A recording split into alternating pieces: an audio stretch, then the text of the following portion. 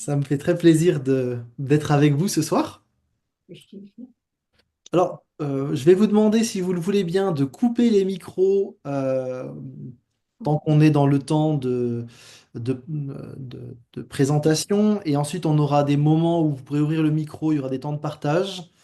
On aura aussi un temps ce soir en petit groupe à un moment donné, euh, pour que vous puissiez discuter plus facilement. Disons, quand on est 30, 40, c'est compliqué de discuter en grand groupe sur Zoom.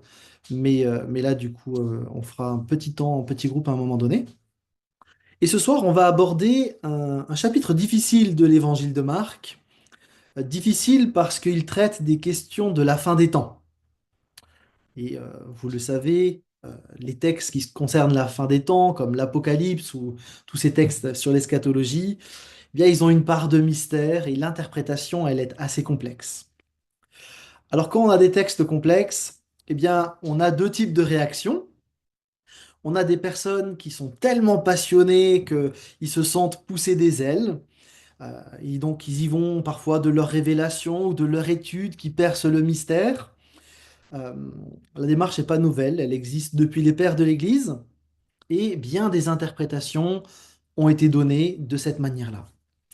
On pourrait s'amuser parfois de certaines interprétations qui sont données, mais en même temps, il y a plusieurs chrétiens qui sont déstabilisés à cause de ces interprétations qui fleurissent régulièrement, avec aussi parfois de la déception. Et peut-être là où c'est plus grave, c'est que certains sont détournés de l'enseignement biblique clair pour rejoindre une philosophie trompeuse. Donc ça, c'est une réaction. De l'autre côté, il y a ceux qui, par peur de s'égarer ou par crainte que ça va être trop compliqué, trop obscur, eh bien certains chrétiens n'ont juste pas envie de lire ce genre de texte. Euh, et donc, au lieu de lire des textes qui concernent la fin des temps, c'est des gens qui vont sauter ces textes-là. Euh, et là aussi, c'est dommage parce que ces textes font partie de la Bible et on croit quand même que le Seigneur a voulu révéler certaines choses. Et en même temps, à cause de toutes ces interprétations dans tous les sens, il y a des chrétiens qui sont simplement blasés, qui ont peur de ne pas comprendre. Alors ce soir, on va essayer de clarifier certains éléments, je dirais là où il y a les choses claires, je dirais aussi là où il y a des choses qui sont dans l'ordre du débat. Et avant d'aller plus loin, je vous propose tout simplement de prier pour cette soirée, pour que le Seigneur nous donne simplement de pouvoir discerner ce que lui souhaite nous dire au travers de l'étude de ce soir. Voilà, je vous invite simplement à prier pour commencer. Notre Dieu, notre Père, merci parce que tu es celui qui te révèle. Tu te révèles dans ta parole particulièrement, et tu as voulu que Marc 13 fasse partie de l'évangile de Marc. Et Seigneur, nous voulons ce soir prendre le temps d'étudier ce texte, essayer de discerner ce qui est clair, regarder où il y a les zones de débat. Mais Seigneur, nous te demandons par ton esprit de nous conduire pour que nous puissions tirer quelques principes, quelques vérités de ce texte, pour que euh, tu puisses nous façonner au travers de lui. Merci Seigneur parce que tu es avec nous chaque jour, tu nous donnes des certitudes, et Seigneur en particulier en ce qui concerne les temps de la fin, nous voulons nous saisir de ces promesses pour vivre aujourd'hui. Amen. Alors je vous propose de lire Marc 13 pour commencer, on va lire tout le chapitre, comme ça on aura bien l'ensemble du texte en tête. Et puis par la suite, on étudiera le texte en faisant plusieurs arrêts progressivement. Marc, chapitre 13. Et donc je lis dans la version du Semeur. Vous pouvez la suivre sur l'écran, ou bien vous pouvez prendre une autre version que vous préférez avec vous. Mais donc là, vous avez la Semeur qui s'affiche. Comme Jésus sortait du temple, un de ses disciples lui dit, regarde, maître, quelle belle pierre, quel édifice magnifique. Jésus lui répondit, oui, regarde bien ces grandes constructions. Il ne restera pas une pierre sur une autre. Tout sera démoli. Puis, il alla s'asseoir sur les pentes du mont des Oliviers, en face du temple. Pierre, Jacques, Jean et André le prirent à part et lui demandèrent, Dis-nous, quand cela se produira-t-il et à quel signe reconnaîtra-t-on que tous ces événements seront prêts de s'accomplir? Là-dessus, Jésus leur dit, faites attention que personne ne vous induise en erreur. Plusieurs viendront sous mon nom en disant, je suis le Messie, et ils tromperont beaucoup de gens. Quand vous entendrez parler de guerre et de menaces de guerre, ne vous laissez pas troubler, car cela doit arriver, mais ce ne sera pas encore la fin. En effet, on verra se dresser une nation contre une nation, un royaume contre un autre. Il y aura en divers lieux des tremblements de terre et des famines, mais ce ne seront que les premières douleurs de l'enfantement. Quant à vous, faites attention à vous-même. On vous traduira devant les tribunaux des Juifs, on vous fouettera dans les synagogues, vous comparaîtrez devant les gouverneurs et des rois à cause de moi, pour leur apporter un témoignage. Il faut avant tout que la bonne nouvelle soit annoncée à toutes les nations. Quand on vous emmènera pour vous traduire devant les autorités, ne vous inquiétez pas à l'avance de ce que vous direz, mais dites simplement ce qui vous sera donné au moment même, car ce n'est pas vous qui parlerez, mais l'Esprit Saint. Le frère livrera son propre frère pour le faire condamner à mort, et le père livrera son enfant. Des enfants se dresseront contre leurs parents et les feront mettre à mort.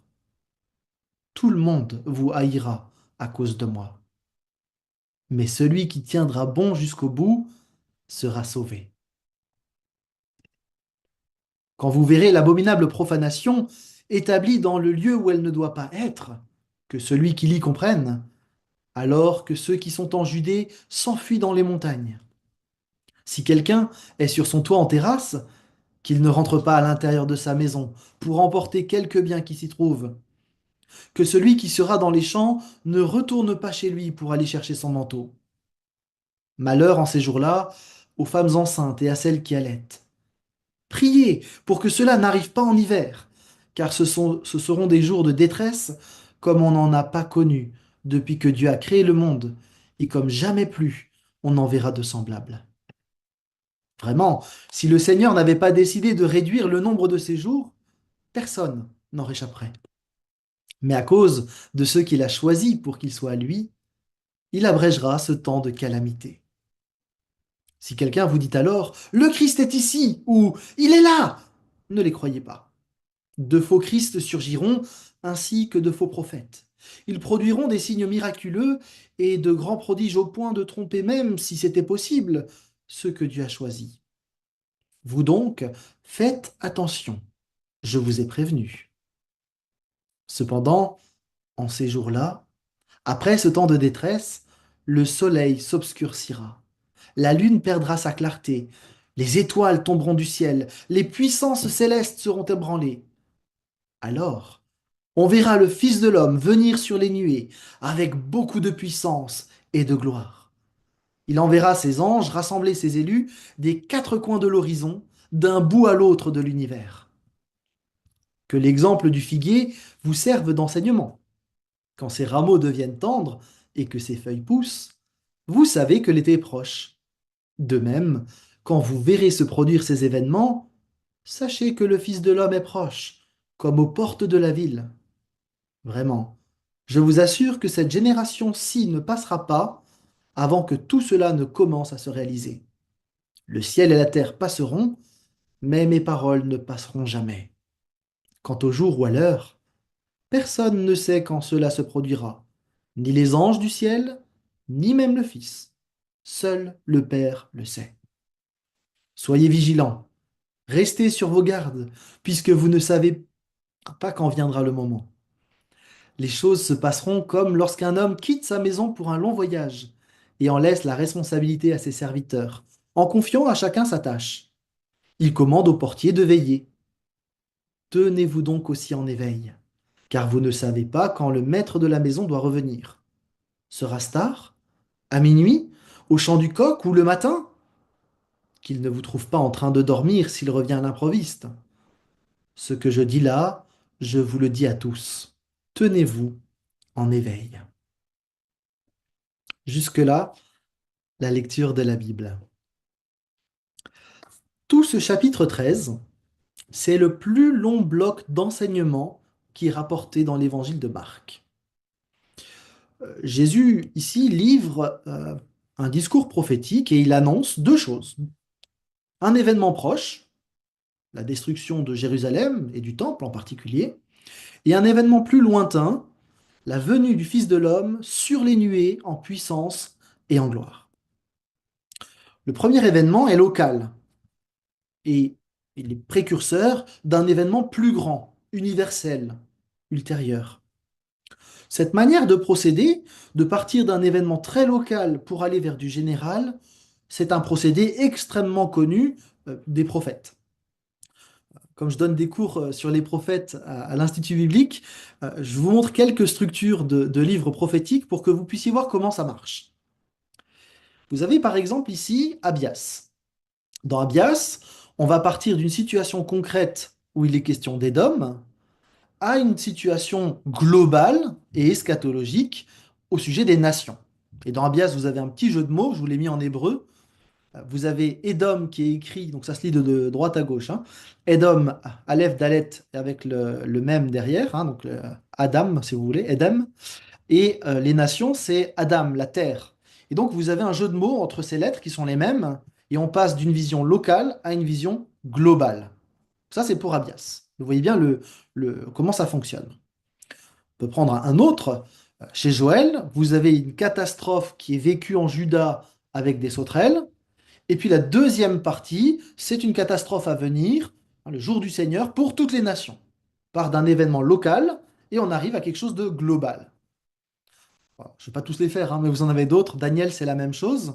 Vous avez les premiers chapitres qui parlent de ce qui se passe sous domination babylonienne, et puis la deuxième partie qui est sur l'histoire mondiale et sa fin. Donc c'est un procédé extrêmement connu, et donc Jésus suit tout simplement la manière de faire des prophètes de l'Ancien Testament. Il prédit un événement lointain et futur à partir d'un événement rapproché, dont au moins certains de ses auditeurs vont voir l'accomplissement. Ça veut quand même dire déjà que Jésus il prévoyait un certain temps entre les deux événements. C'est parce on est 2000 ans plus tard, qu'il y a au moins 2000 ans qui se sont passés entre l'événement de la génération dont Jésus parlait, la destruction du temple, et son retour en puissance et en gloire. L'information que Jésus donne, euh, il ne veut pas simplement donner des informations sur le futur, hein, il n'est pas en train d'écrire le guide Michelin du futur, il est en train d'expliquer deux éléments importants. Il veut avertir ses disciples contre l'erreur et les exhorter à la vigilance et à l'obéissance. Le verbe prenez garde revient quatre fois, en fait trois fois, et une fois c'est soyez sur vos gardes. Mais on a cette idée de prendre garde qui revient quatre fois. On va y revenir. On peut encore noter que euh, notre texte aujourd'hui, Marc 13, ce discours sur le mont des Oliviers, c'est un pont entre les controverses de Jésus avec les autorités religieuses et réellement le récit de sa mise à mort, de son arrestation et de sa mise à mort. Donc on a un pont là qui montre bien que Jésus est conscient de ce qui va se passer dans l'histoire, hein. Et donc l'arrestation qui va suivre, euh, c'est pas quelque chose qui le surprend. Jésus est tout à fait conscient de ce qu'il est en train de vivre. Alors voilà pour les quelques mots d'introduction. Je vous propose maintenant de regarder plus en détail les versets 1 à 4. Et suite à ça, on fera une première pause.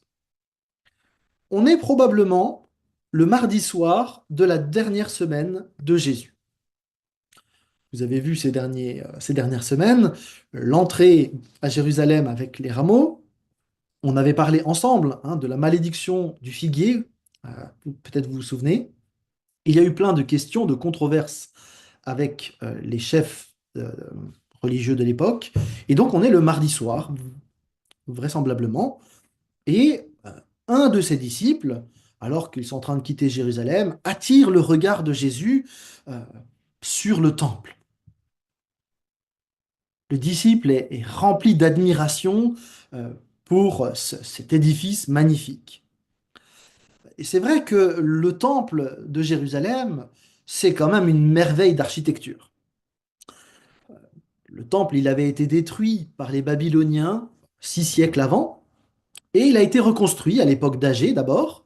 Et puis Hérode le Grand l'a vraiment, alors pour le coup, agrandi, il l'a embelli pour qu'il devienne un des plus beaux bâtiments du monde antique. Euh, il était construit en belle pierre blanche polie, d'ailleurs le texte de Marc XIII en parle, et tout était magnifiquement lambrissé d'or, etc. Pour les Juifs de l'époque, il n'y avait rien de plus magnifique et de plus formidable que ce temple.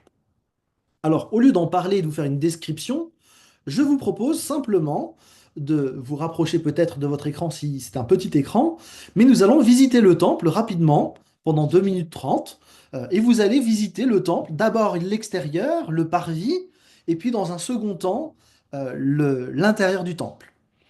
C'est une vidéo que j'ai utilisée dans un cours en e-learning, et donc vous allez juste voir ma tête apparaître un instant, mais on va tout de suite dans le temple ensuite. Je vais peut-être juste mettre le son parce que j'ai peur que vous l'ayez pas sinon. Alors juste un instant, je quitte ça, je vous le remets tout de suite. Partager l'audio, voilà. Hop. Vous voyez le temple là, ça va? Ok. Il y a la vidéo de l'extérieur du temple et puis il y a la vidéo de l'intérieur. C'est absolument somptueux.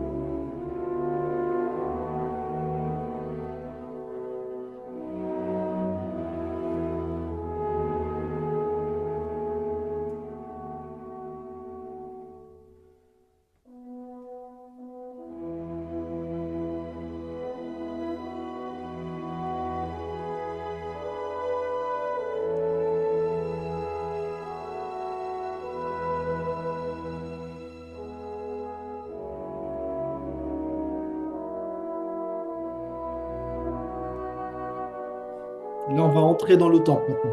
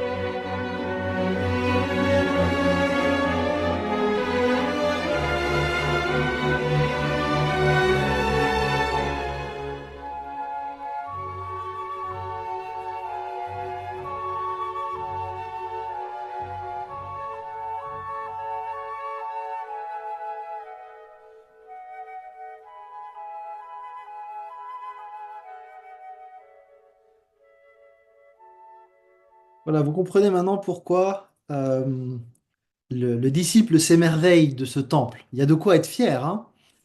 Et Jésus va lui employer à deux reprises une double négation en fait en grec qui souligne la certitude de l'accomplissement de ces paroles. Il ne restera pas une pierre sur une autre, tout sera démoli. Alors pour la petite histoire, le temple, tel que Hérode l'avait pensé, va être terminé en 64 après Jésus-Christ, donc bien après la mort de Jésus et sa résurrection. Et donc il est terminé en 64 et il va être détruit 6 ans plus tard par Titus et les armées romaines. Jésus, lui, il prédit ces événements dans les années 30. Il prophétise donc, alors que le chantier est pas tout à fait fini, hein, il tire vers sa fin, mais quand même, il reste encore 30 ans de travaux. Et en 70 après Jésus-Christ, eh bien, on aura donc cette destruction du temple. Donc là, c'est une représentation peinture, hein, mais on sait par l'historien juif Joseph que le temple va être brûlé, il va être détruit, et suite à cette destruction, les Romains vont démolir toute la ville et raser les édifices au niveau du sol, y compris donc le temple. Et donc, Flavius Joseph, qui est témoin de cet épisode, eh bien, constate que dans les années, donc en 70, eh bien, le temple est complètement rasé, complètement détruit. Il n'a pas été reconstruit depuis l'année 70. Mais donc ce soir-là, dans notre texte, donc 30, 40 ans avant que l'événement se produise, Jésus et ses disciples sont en face du magnifique temple que vous avez vu. Et comme Jésus vient de dire que le temple allait être détruit, ce qu'ont du mal à imaginer les disciples qui voient ce magnifique édifice, eh bien, les disciples le prennent à part donc et lui demandent en particulier plus d'informations. Dans Marc, il arrive souvent qu'une question des disciples serve à ouvrir un enseignement beaucoup plus grand. Et donc les disciples posent la question, quand est-ce que ça va se produire et à quel signe on va reconnaître que tous ces événements sont prêts de s'accomplir? Le mot qui est utilisé, le verbe qui est utilisé pour s'accomplir ici, c'est un verbe qui parle des choses finales, hein. Donc le discours va concerner effectivement la fin de ce qu'on connaît, la fin de l'époque actuelle. Donc Jésus va bien parler d'eschatologie, des choses dernières. Alors c'est assez clair que les disciples n'imaginaient pas une destruction du temple aussi rapide. D'ailleurs, pour eux, la destruction du temple allait forcément de pair avec le triomphe du Messie. Et c'est pour ça que Jésus va bien clarifier les choses. Hein, il va vraiment expliquer les deux choses. Le temple va être détruit et ça va annoncer quelque chose de la fin. Alors, avant de passer à la suite, vous avez peut-être des questions, on va faire une petite pause, mais j'aimerais vous inviter à réaliser tout à nouveau que nos œuvres, même les plus grandes réalisations, même si on était, nous, en train de fabriquer un temple aussi beau que celui d'Hérode, bah, toutes nos œuvres sont toujours éphémères. Le temple, c'était un lieu magnifique, incroyable, qui disait quelque chose de grand sur Hérode le Grand. Aujourd'hui, il reste plus qu'un mur de soubassement de ce temple, le mur des lamentations, hein, un mur qui en fait qui soutenait la plateforme de l'ensemble, hein. Euh, je crois que ça permet de faire une petite réflexion sur ce que nous plaçons en priorité de nos vies, dans les édifices, dans les réalisations que nous mettons tellement haut dans nos priorités et qui pourtant sont peu de choses à l'échelle de l'éternité. Et ce temple, à chaque fois que j'enseigne à ce sujet, me rappelle ce verset de Matthieu 6, 33, cherchez premièrement le royaume et la justice de Dieu. Alors, c'est là le plus important, vivre avec Dieu, vivre pour lui. Et avant de passer à la suite, eh bien, je vous propose de faire une première pause et peut-être, si vous avez des questions, des remarques, une demande de précision, je vous propose qu'on s'arrête et qu'on en discute ensemble.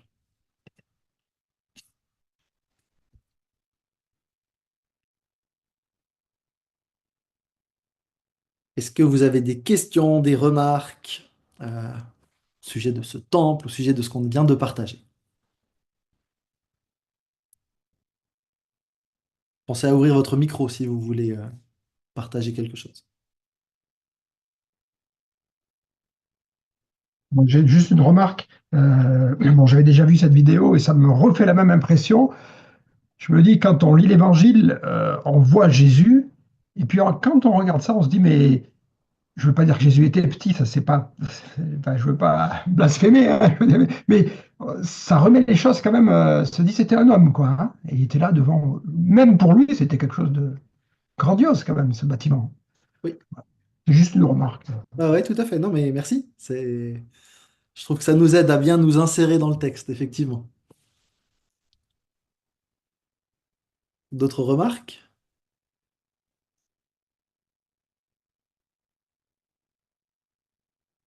Vous avez peut-être vu ces escaliers au début, hein, comme on monte vers le temple. Donc, c'est tous les champs des montées, etc., hein. C'est parce que le temple est en haut de la montagne, hein.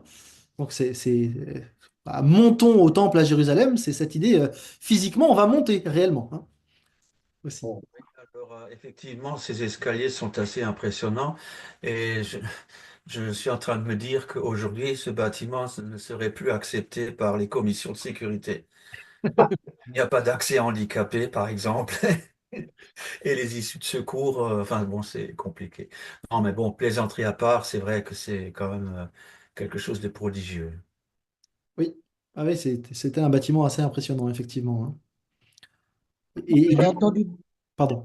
j'ai entendu dire plusieurs fois que les Juifs orthodoxes avaient déjà les plans pour le reconstruire. C'est sur ce modèle-là?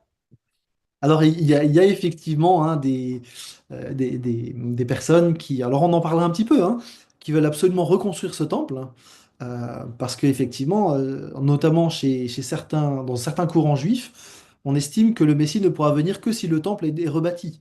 Donc, il y a un enjeu pour eux à cet endroit-là. On va voir si on les suit ou pas. En tout cas, je vais vous donner quelques éléments pour que vous puissiez vous positionner dans le débat, en tout cas. Ouais, mais en tout cas, pour que ça se produise, il faudrait raser les mosquées qui sont dessus déjà.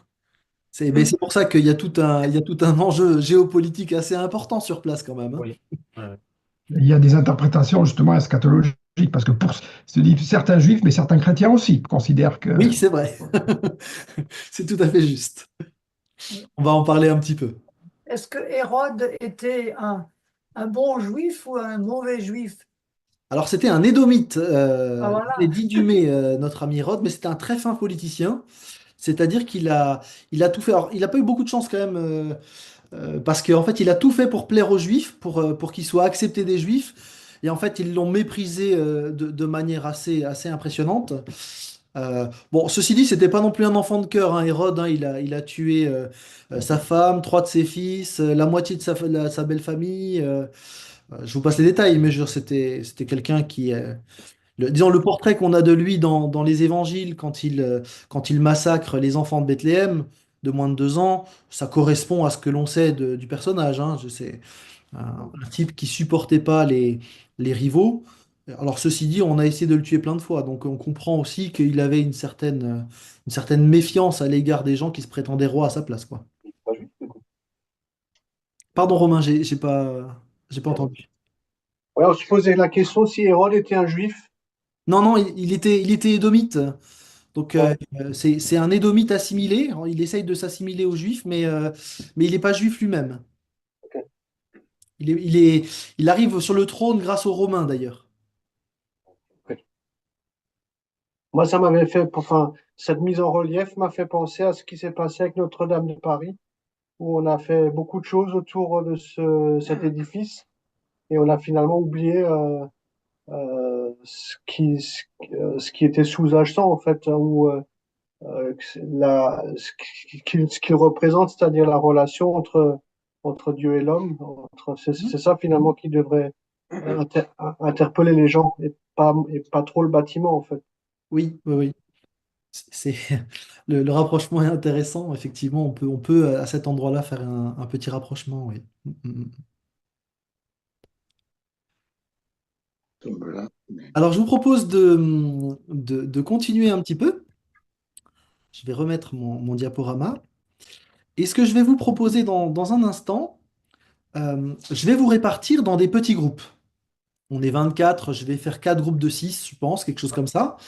Et ce que je vais vous demander de faire, c'est simplement, alors vous allez prendre un temps quand même pour vous présenter, mais alors très rapidement, hein. Votre prénom, d'où vous venez, voilà, ça va suffire. Et puis ensuite, Vous choisissez soit Matthieu 24, soit Luc 21. Vous le lisez, chacun de votre côté. Et puis, vous allez essayer de relever les grandes étapes que Jésus mentionne quand il parle des choses finales. Hein, Jésus donne une sorte de chronologie. Donc, vous essayez de les relever au fur et à mesure. Et surtout, vous intéressez à deux questions. La première, c'est sur quoi est-ce que ça termine? Et puis, quand est-ce que ça commence? D'accord? Donc ça, c'est les questions que j'aimerais auxquelles vous répondiez.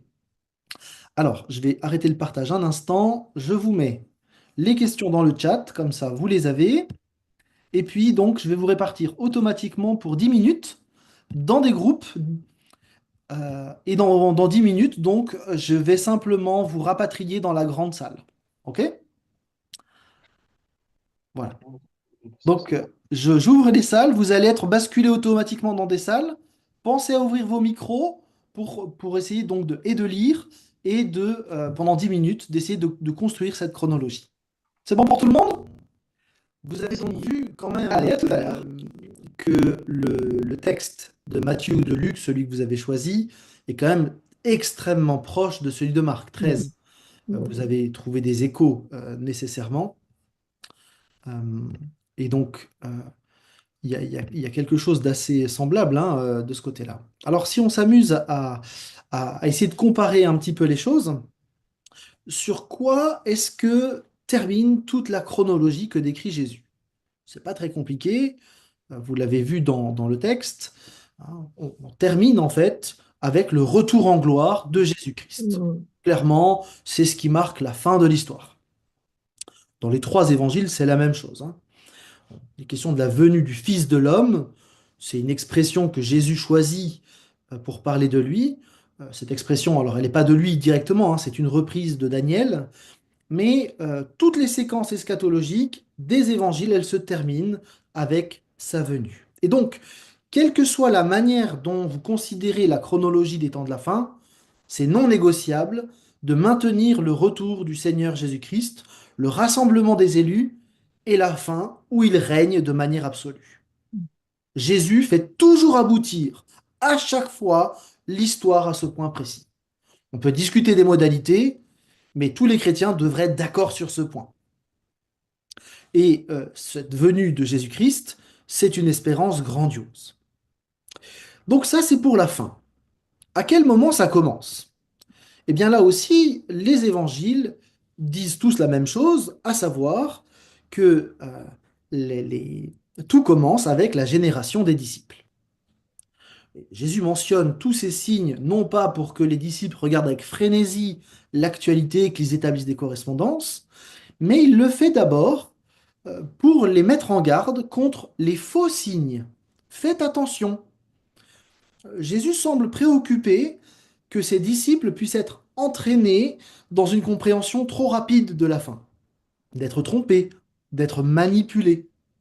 Et donc, il semble qu'il indique un temps assez long, mais qui commence à leur génération.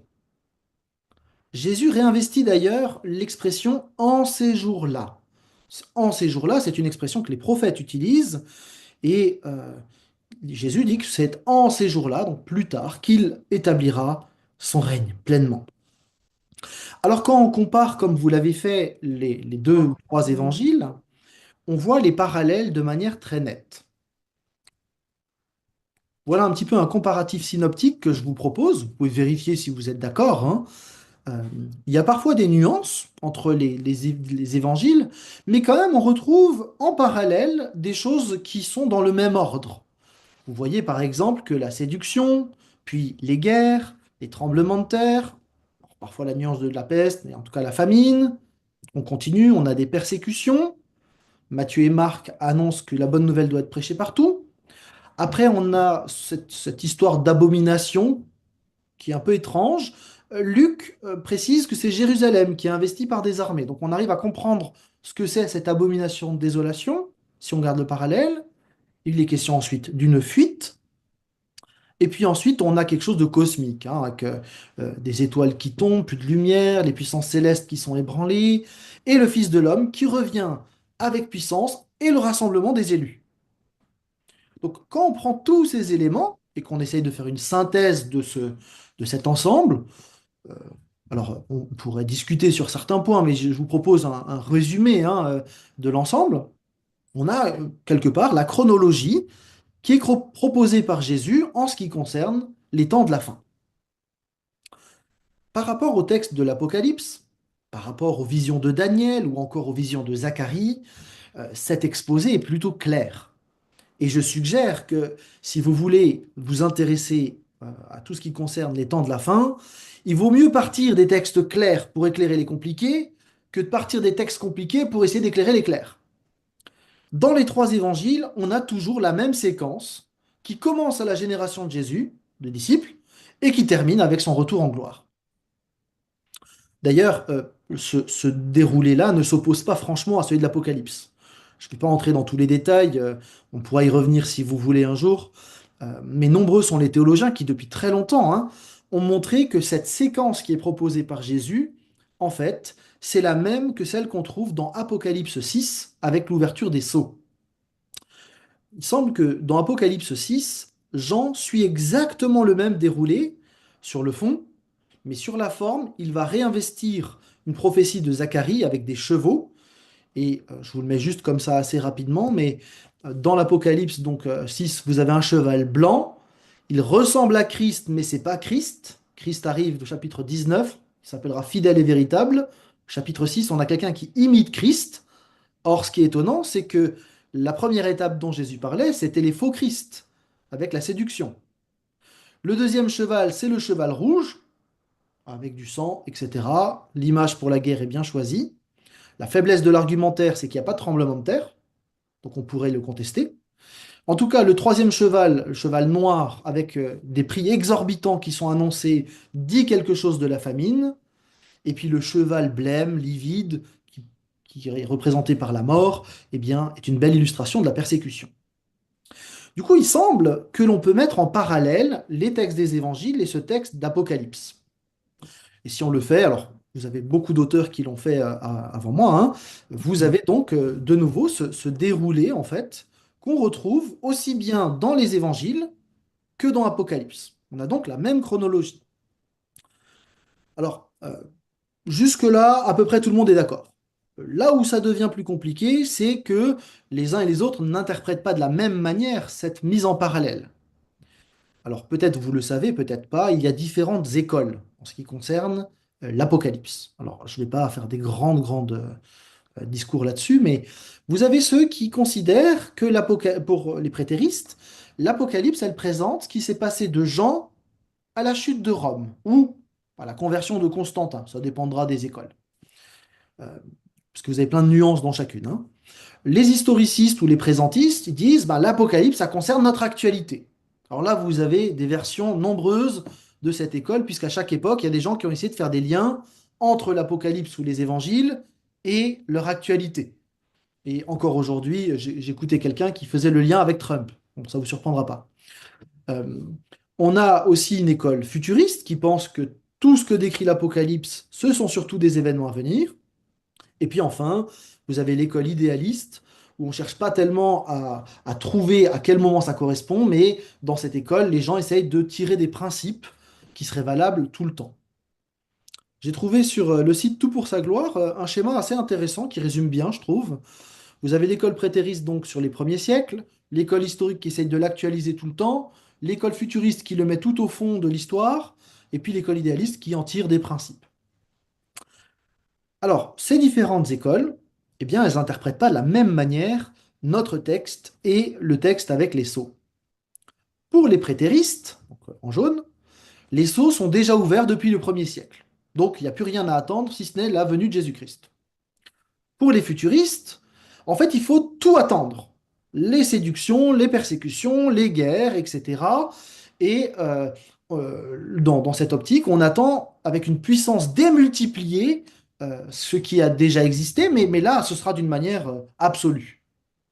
Les historicistes, eh ben, ils cherchent dans l'actualité des points de jonction avec le texte biblique, et les idéalistes, ils insistent surtout sur le fait que que Dieu va juger le monde et que son accomplissement de l'histoire va être maîtrisé.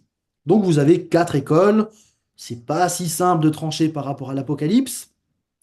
On peut éventuellement essayer d'avancer un petit peu, c'est ce qu'on va essayer de faire, mais je vais le faire avec beaucoup de mesures. Notre texte, c'est vrai, est un peu plus simple, mais vous comprenez bien que vous avez des chrétiens très sérieux dans chacune de ces écoles. Donc tout en avançant quelques arguments, si vous n'êtes pas d'accord avec moi, je vous aime toujours, j'espère que la réciproque sera toujours vraie aussi, mais j'aimerais essayer de vous donner quelques éléments. Euh, ben voilà. Quelle que soit la manière d'interpréter, en tout cas, il semble qu'on a une correspondance entre les évangiles et donc le texte de l'Apocalypse. Il y a une cohérence dans le texte biblique, c'est plutôt rassurant. Il semble aussi, et là je pense pouvoir dire que tout le monde est à peu près d'accord, que lorsqu'un seau est ouvert, visiblement quand une étape est franchie, elle continue. Hein, on a plusieurs fois des choses qui se reprennent comme ça. Dans les évangiles comme dans l'Apocalypse, on a une forme de répétition progressive. Une fois que la séduction, cette étape est ouverte, on en retrouve derrière, pareil pour les guerres. D'ailleurs, l'expérience le montre assez bien, hein. La séduction, avec les faux prophètes, les guerres, les famines, les persécutions, c'est pas très nouveau en réalité, hein, ça existe depuis le 1er siècle. Je cite simplement ici Babajide Victor. Bien que ces signes aient apparu au cours du 1er siècle, les personnes qui vivent au 21e siècle les connaissent bien. Les imposteurs qui prétendent représenter le Christ sont partout, trompant les gens crédules. Les conflits ethniques, l'effondrement interne de la loi et de l'ordre, les guerres transfrontalières, les déplacements massifs de populations transformées en réfugiés, les tremblements de terre dévastateurs et d'autres événements de ce genre sont légion. Aussi alarmantes que puissent être ces catastrophes, les enfants du royaume ont reçu l'ordre de ne pas s'alarmer, car ces événements ne signalent pas la fin des temps. Certains commentateurs donc vont considérer qu'il y a une amplification de ces signes et qu'il y aura une version maximale à la fin des temps. D'autres indiquent simplement que ça a commencé, que ça se poursuivra et que ça se poursuivra jusqu'au retour du Seigneur. En fait, la grande question, quand on voit se dérouler, la grande question, c'est la manière d'interpréter cette histoire d'abomination. Qu'est-ce que c'est que ce truc? De quoi parlait Jésus? Alors, Jésus emprunte clairement euh, cette histoire d'abominable profanation, on va le voir, à Daniel. Et en fait, pour essayer de comprendre ce que ça peut être, eh bien, les gens ne sont pas d'accord pour l'interprétation. Certains disent que c'est la destruction de Jérusalem par Titus en 70. D'autres disent non, non, pas du tout, c'est quelque chose qui doit encore venir plus tard.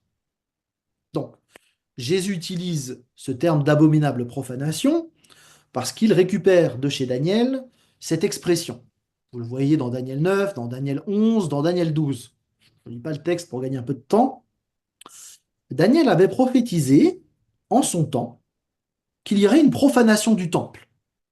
Et effectivement, quelques siècles plus tard, en 168 avant Jésus-Christ, eh bien, on a un roi, Antiochus IV Épiphane, roi grec, Séleucide, qui va profaner le temple de Jérusalem. Il va ériger un autel à Zeus à la place de l'autel qui était pour Dieu, et il va offrir des sacrifices de porc, animal impur, pour Zeus, dans l'enceinte même du temple.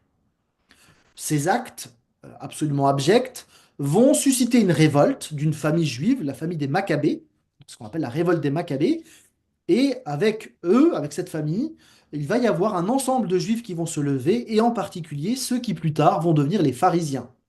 Et c'est pour ça que dans le Nouveau Testament, les pharisiens sont vus comme les défenseurs de la foi juive. Parce qu'à l'époque d'Antiochus Épiphane, c'est eux qui vont se battre contre ces Grecs qui souillent et qui profanent le temple.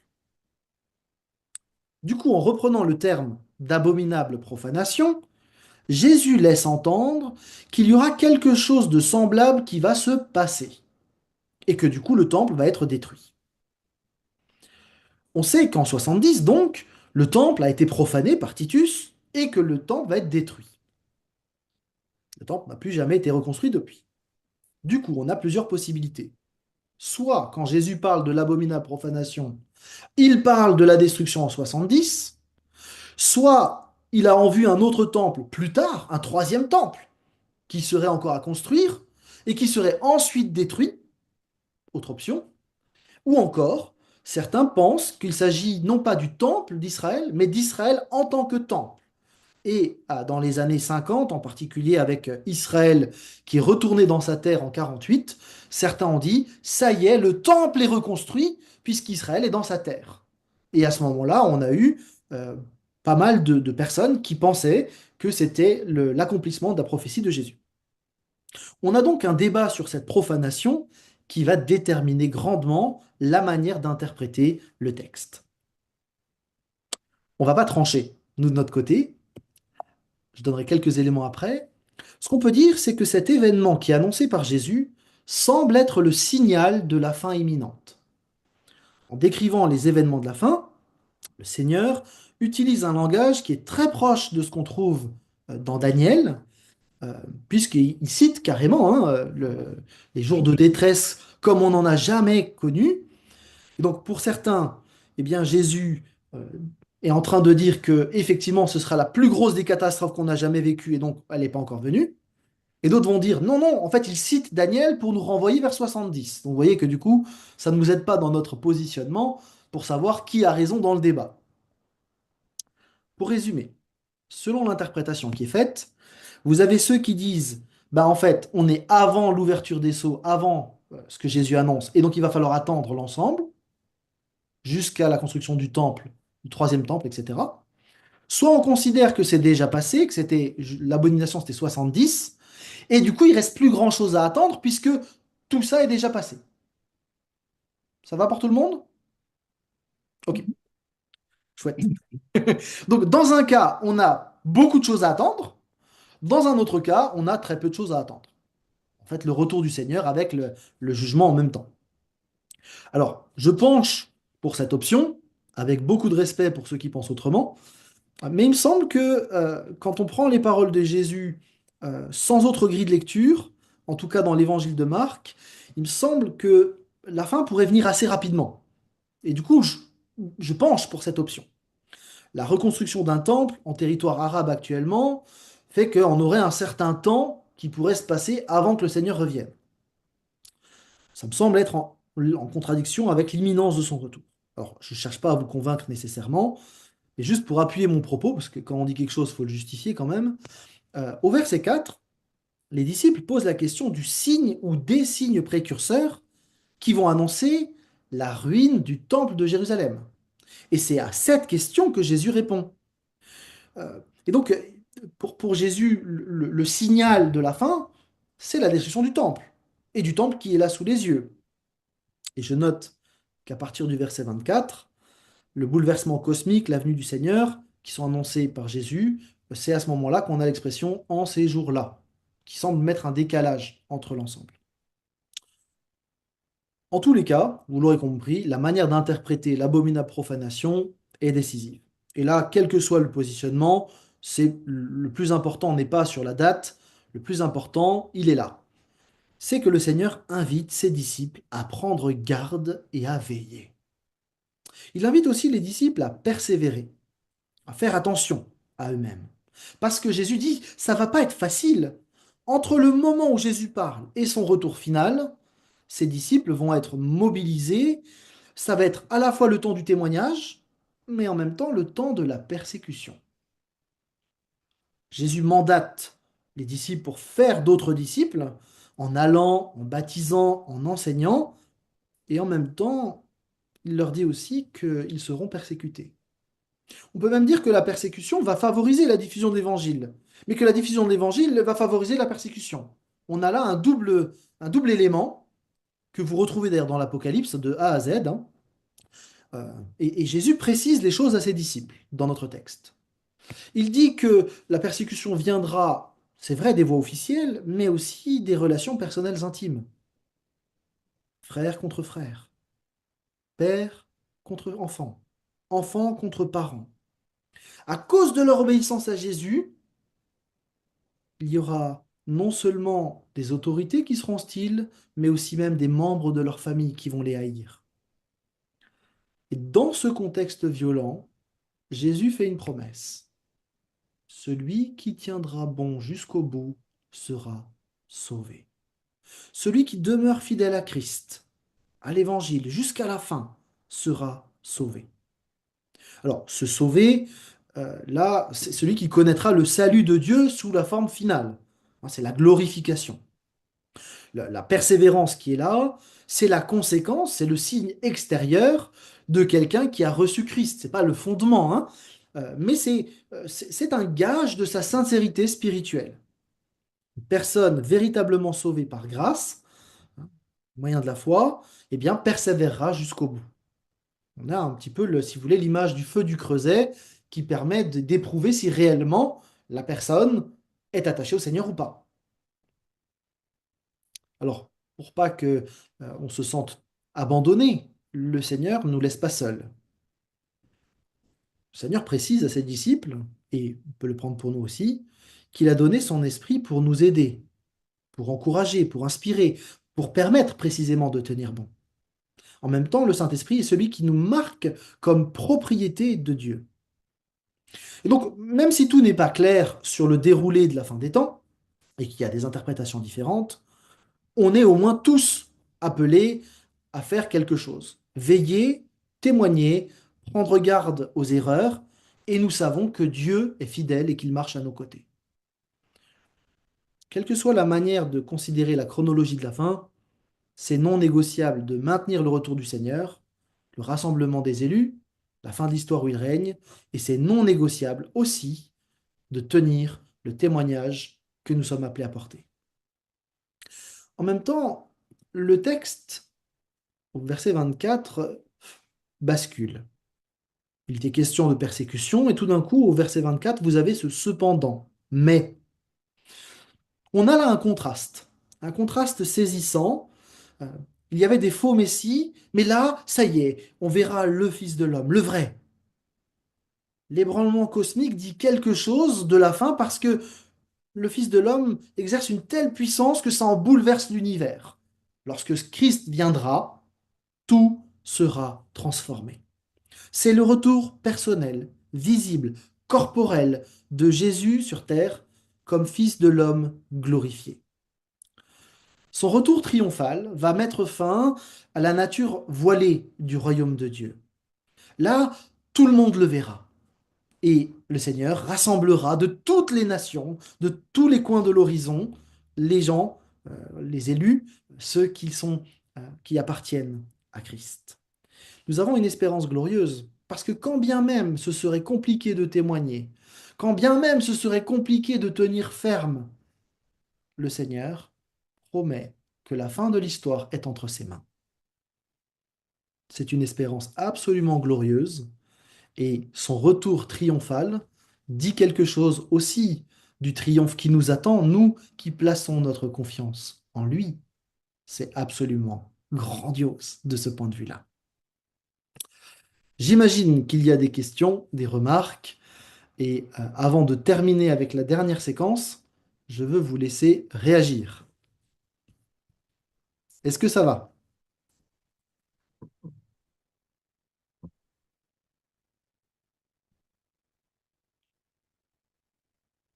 Ça vous laisse sans voix?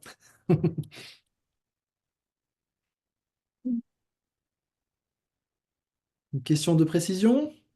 Comment est-ce qu'on peut interpréter les étoiles tombent du Ah, ciel? Parce que les étoiles, c'est aujourd'hui que ce sont quand même des astres énormes. Donc, je ne vois pas un équivalent du Soleil, où il y en a même qui sont beaucoup plus gros que le Soleil, tomber sur la Terre. Ce serait plutôt des météorites ou des choses comme ça, alors. Alors ça peut être aussi quelque chose qui n'est pas littéral, mais simplement qui dit quelque chose de l'ébranlement de l'univers. En fait, on a une nouvelle donne à ce moment-là. C'est le Seigneur qui vient. Si vous prenez des textes comme dans Nahum, par exemple, le Seigneur se lève de son trône et vous avez la terre qui chavire dans tous les sens.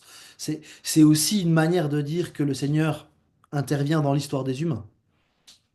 Maintenant, est-ce qu'il y aura des traits lumineux, des météorites? Bon, voilà. On ne sait pas aujourd'hui dire les choses. Mais il me semble que ça dit plutôt quelque chose du changement cosmique.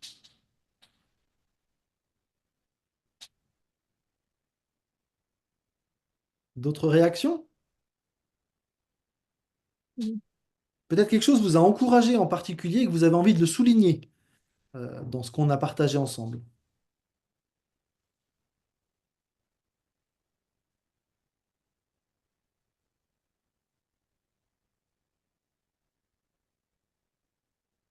Je dirais l'encouragement, c'est que ce passage, bien qu'il puisse paraître d'un côté effrayant, c'est un petit peu comme l'Apocalypse, c'est avant tout une invitation à regarder à Christ et à être plus que vainqueur, quoi. Voilà. Oui, Voilà. tout à fait. Question sur l'interprétation de l'Apocalypse qui dit que tout s'est fait dans les premiers siècles. Alors, je suis désolé, j'ai pas bien compris le début de votre question. Suite, concernant la théorie de l'Apocalypse, qui a été accomplie dans les premiers siècles, C'est mauvais, ça Ouais, je suis communique. désolé, la connexion ne doit pas être bonne. Si vous voulez la mettre dans le chat, la question, je veux bien la regarder, mais on n'arrive pas à vous comprendre en fait. Je suis vraiment désolé. Si vous l'écrivez dans le chat, je vous y réponds. Et puis peut-être entre-temps, je prends Camille qui avait aussi une remarque qu'il voulait faire.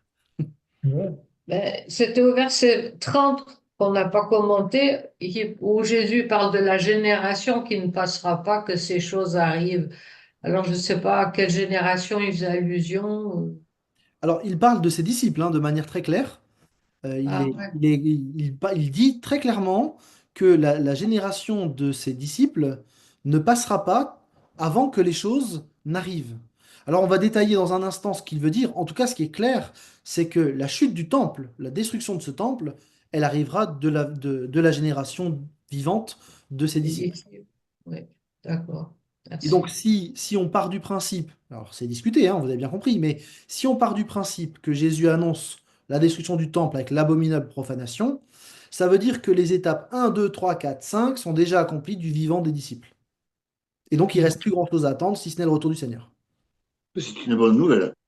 Je Roger. crois, mais quand bien même, de toute façon, le fait que le Seigneur est maître de l'histoire, c'est une bonne nouvelle, Eh ben oui, quelle que soit la manière de considérer les temps de la fin.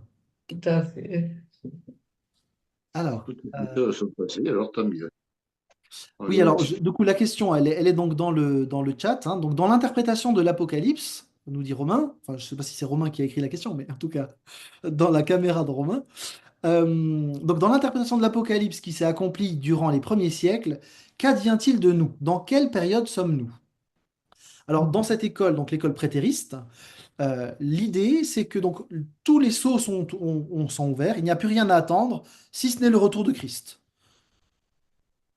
Donc, c'est simplement la chute des étoiles, elle est aussi vue comme étant la conversion de Constantin en général. C'est ça l'interprétation. Et donc, il n'y a plus rien à attendre si ce n'est le retour du Seigneur. Donc, il vient bientôt. Oui, bien bientôt, du coup. Alors, je vous propose, si ça va pour vous, on va encore avancer un tout petit peu, c'est la fin, mais j'aimerais qu'on puisse terminer le texte. Parce qu'il me semble que le texte a encore des choses à nous dire, et peut-être des éléments de confirmation, en tout cas, je crois en tout cas. Et donc, je vais prendre le temps de vous présenter ça. Jésus va donner deux illustrations pour qu'on ne se trompe pas d'objectif. Il donne deux illustrations pour garder l'essentiel de ce texte. Ces deux images, elles nous permettent vraiment de nous focaliser sur ce qu'il veut nous laisser. 28 à 36. La première chose, première illustration concerne le figuier. L'image nous aide à comprendre qu'il faut user de discernement, en particulier à se tenir prêt. Tout comme le bourgeonnement du figuier signale le changement des saisons, eh bien Jésus indique qu'il faut être sensible aux signes qu'il a mentionnés. Et je crois qu'il vise un signe en particulier quand il dit ça. Parce que dans l'évangile de Marc, vous étiez avec moi il y a quelques semaines, on a déjà croisé un figuier. Ben ouais. Et oui, en Marc 11, on avait cette double histoire de figuier, vous vous souvenez, dans le burger de Marc, hein, avec le figuier, l'histoire du temple et le figuier. Alors pour nous, c'était il y a 4 semaines, 2 chapitres avant, mais nous sommes le lendemain de toute cette discussion sur le figuier. Parce que là, dans Marc 13, nous sommes le mardi, et l'histoire du figuier, c'était la veille. Et d'ailleurs, Jésus est en train de partir avec ses disciples, ils sont sur le chemin qui retourne vers Béthanie, ils doivent pas être très loin de ce figuier qui a été maudit. Donc c'est encore tout frais dans la tête des disciples, et donc Jésus fait exprès de reprendre l'image du figuier pour que ça fasse écho. Et on avait déjà associé la malédiction du figuier à la destruction du temple. Et là, Jésus insiste. La destruction du temple, c'est le signal qui annonce la fin.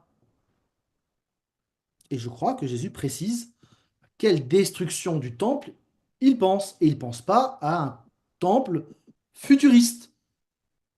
Il assure que cette génération-ci ne se passera pas avant que tout ça commence à se réaliser. Je crois qu'il est en train de pointer comme signal la destruction du temple en 70 comme étant le marqueur pour les disciples que la fin est proche.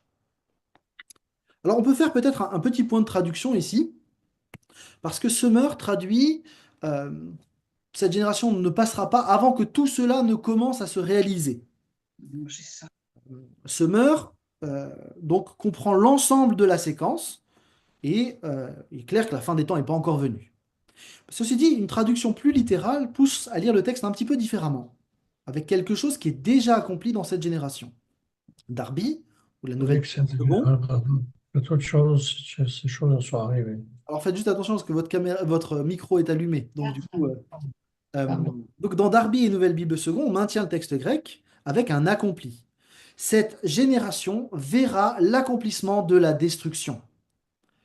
Et du coup, si on suit Darby et la Nouvelle Bible seconde, c'est difficile de maintenir autre chose que le temple qui est là en étant le signal final qui inaugure les temps de la fin.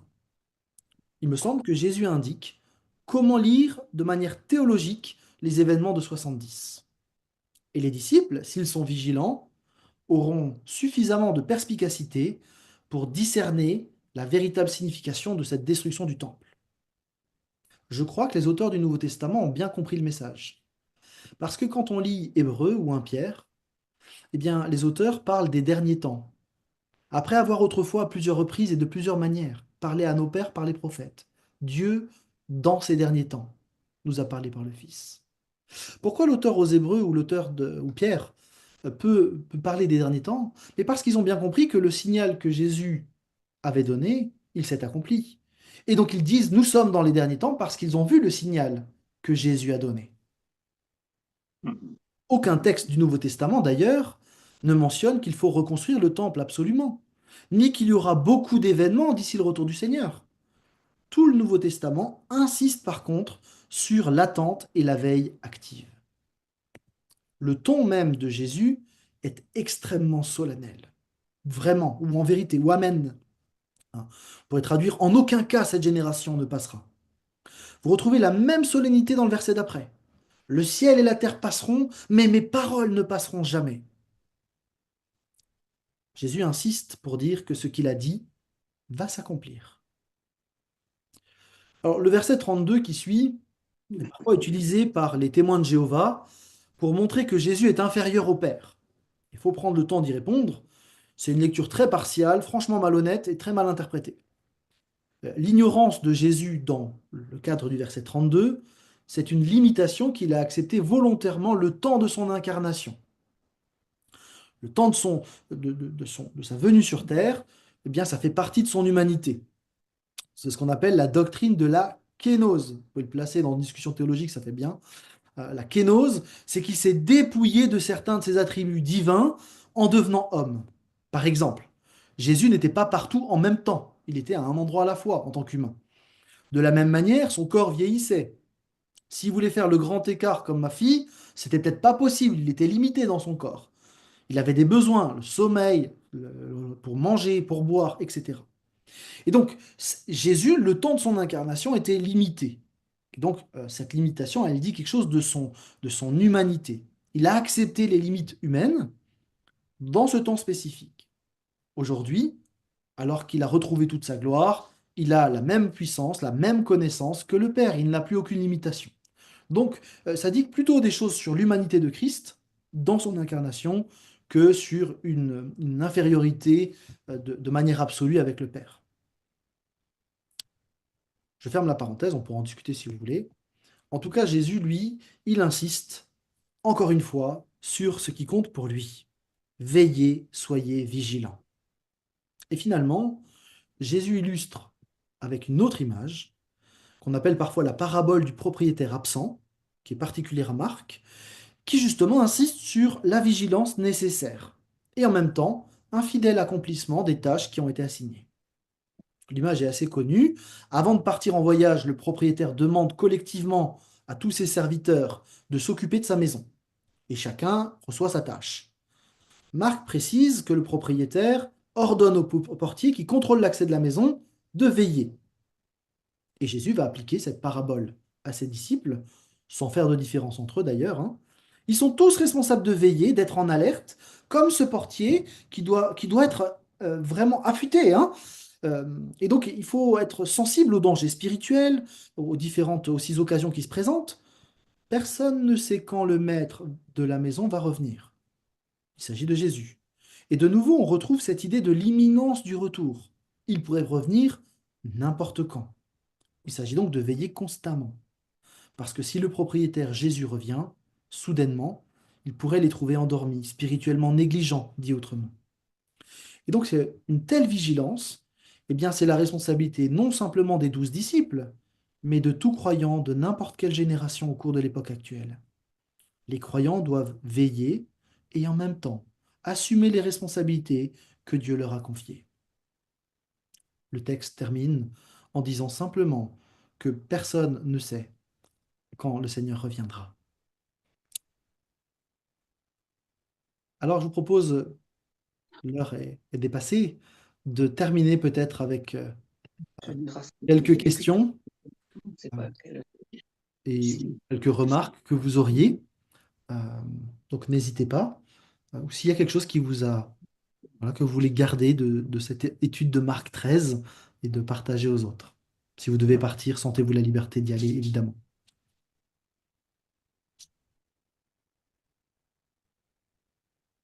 Qu'en est-il de l'enlèvement de l'Église? Pardon? Qu'en est-il de l'enlèvement de l'Église? Eh bien, dans ce texte, il n'est pas question d'enlèvement d'église.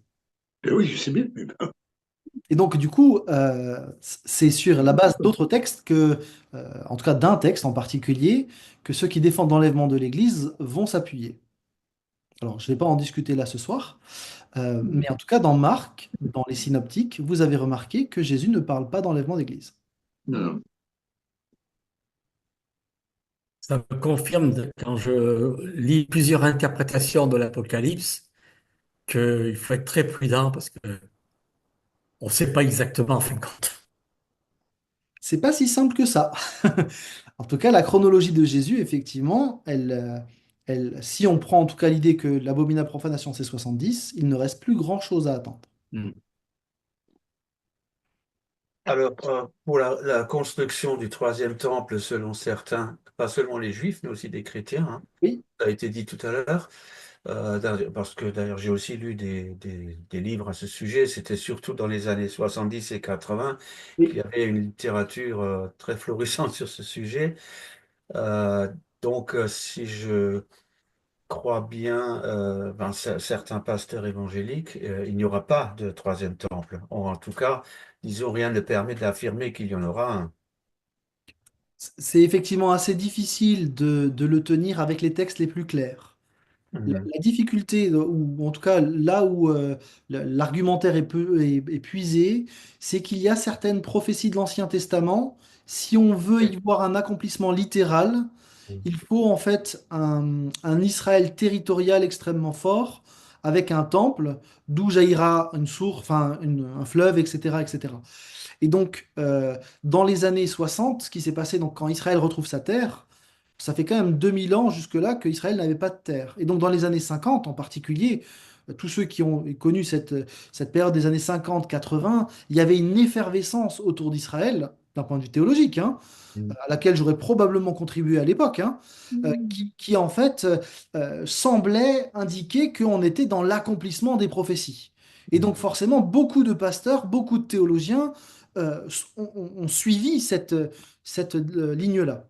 En 2025, il est vrai que les théologiens ont pris beaucoup de recul par rapport à cet élan. Ça ne veut pas dire que c'est faux. Ça veut juste dire qu'on a pris de la distance par rapport à ça et qu'on est un petit peu moins sensible dans ma génération à cette question du retour d'Israël dans sa terre et qu'en fait euh, on a d'autres éléments qui vont plutôt dans un autre sens. Mais comme dit, ça ne veut pas dire qu'on a raison, hein. Merci. Moi, je trouve que pour l'enlèvement de l'Église, le fait quand même dans Marc qu'ils disent que les anges, ils vont nous rassembler, nous, à l'Église, quand même, c'est un peu pareil, quoi. Alors, ça Après, pourrait, effectivement. ça veut dire un petit peu pareil, en fait. Enfin bon, c'est nous rassemble pour être près de lui, quoi. Moi, ça me choque pas du tout. Je vois pas de contradiction, en tout cas. Ok. Mais c'est bien. Mhm. En fait, ça peut se défendre sans problème, hein, de nouveau, Mhm. c'est pas un souci. Simplement, la venue du Seigneur, dans le texte en tout cas qui est présenté, c'est bien le Seigneur qui vient et c'est pas l'Église qui vient à lui. Et en fait, Ouais. tout l'appui de l'enlèvement de l'Église, bon, on va y venir quand même finalement, hein, mais tout l'appui de l'enlèvement de l'Église, il se trouve dans 1 Thessaloniciens 4. Et en fait, dans 1 Thessaloniciens 4, il est question effectivement qu'on va aller à la rencontre du Seigneur dans les airs. Et en fait, Paul utilise l'image d'une ville qui sort à la rencontre du roi et qui l'accueille dans sa ville. Alors, on peut le lire du coup de la manière que le Seigneur arrive, Mhm. l'Église vient à sa rencontre et il Ben vient oui. s'installer Mhm. dans la cité. Euh, Mhm. D'autres vont le voir comme un enlèvement de l'Église et vous voyez que finalement, on n'a toujours pas réglé la question.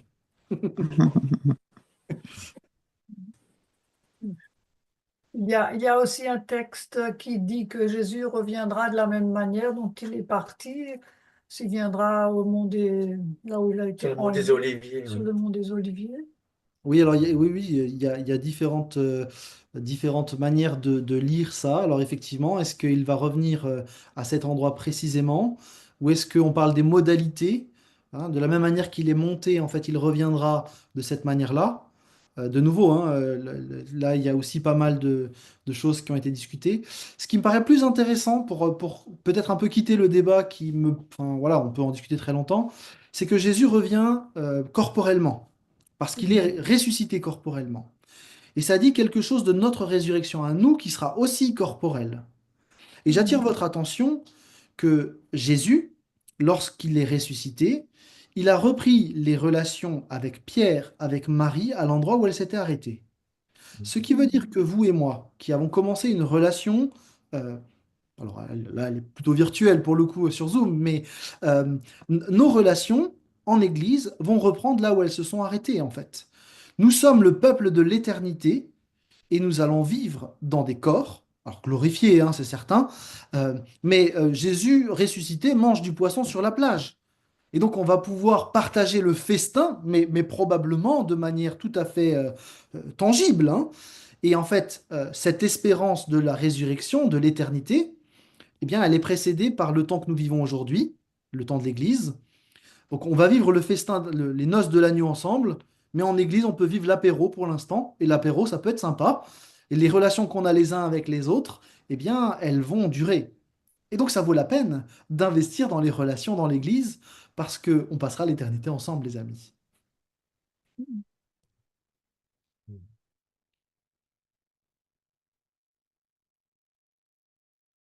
Écoutez,